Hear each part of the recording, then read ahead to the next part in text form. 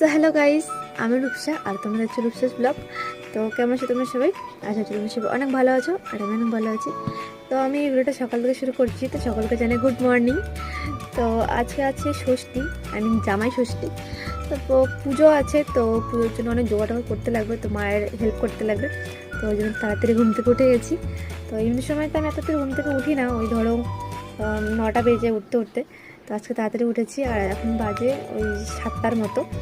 তো যাই হোক, উঠি, অনেক কাজ আছে।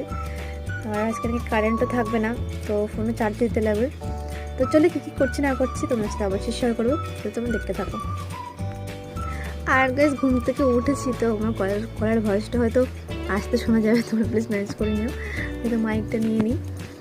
তো ঘুম থেকে উঠে দেখতেই পাচ্ছ আমি এখানে কিন্তু বিছানাটা গুছিয়ে নিচ্ছি। তো দেখতে পাচ্ছি এখানে কিন্তু আমার বিছানা গোছানো হয়ে গেছে। তো এখন আমি চলে গেলাম চিরুনি করতে। তো সকালবেলা ঘুম থেকে ওঠার পরে কিন্তু আমি চুলটা একটু চিরুনি করে নিই, মানে চুলটা আঁচড়ে নিই। তো দেখতে পাচ্ছি এখানে কিন্তু আমার চুলটা আঁচড়ানো কমপ্লিট হয়ে গেছে। আর একটা ছোট্ট করে একটা ক্লিপ লাগিয়ে আমি এখন চলে যাব বাইরে, মানে বাইরে বলতে এখন আমি খাবো জল। তো জল খেয়ে আমি বাইরে যাব দেখতে যে মায়ের কতদূর কি হলো। তো দেখতেই পাচ্ছ এখানে আমি জল খেয়ে নিলাম, তারপরে আমি চলে গেলাম ঠাকুর ঘরে। এখানে গিয়ে দেখলাম যে মায়ের অনেকটাই কিন্তু জোগাড় হয়ে গেছে। তো তারপরে আমি চলে গেলাম ব্রাশ করতে। আর ব্রাশ করতে করতে কাজ দেখলাম যে আজকে ওয়েদারটা কিন্তু খুব সুন্দর ছিল, মানে সকালবেলা খুব সুন্দর ছিল।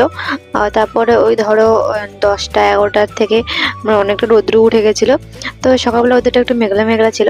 তারপরে এখানে দেখো সকালবেলার আমার যেটা ডিউটি সকালবেলার খাবার সেগুলো খেয়ে নিলাম। তারপরে আমি চলে গেলাম স্নান করতে। স্নান করে এসে দেখলাম যে মা এখানে জোগাড় করছে, মা কাকামণি ওরা আর বোন এখানে বসে বসে দেখছে। তারপরে তো এখানে আমি দেখলাম যে অনেকটা কিন্তু গোছানো কমপ্লিট হয়ে গেছে। তারপরে আমি এখানে বসে বসে ন্যাকামো করছিলাম, কি করবো, আমার আশা দেখি সবার কমপ্লিট, মানে সবকিছু কমপ্লিট হয়ে গেছে গোছানো। তো পিছন থেকে মা আসে বলছে কাজ করলে কর না, তো এখান থেকে যা। তো যাই হোক, এখানে আমি হচ্ছে ওই জন্য একটা তরমুজ দিয়েছিল মা কাটতে, তো সেটাই আমি এখানে কাটছিলাম। তো চলো আমি কাটি, তোমরা দেখতে থাকো।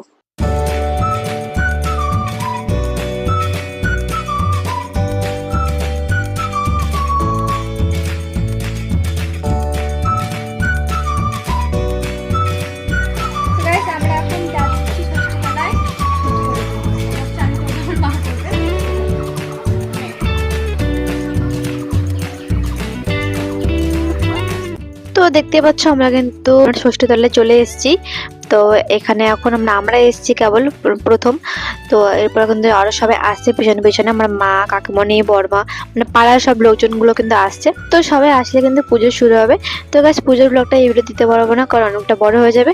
নেক্সট পার্টে শেয়ার করবো। তো আজকের ভিডিওটা কেমন লাগলো অবশ্যই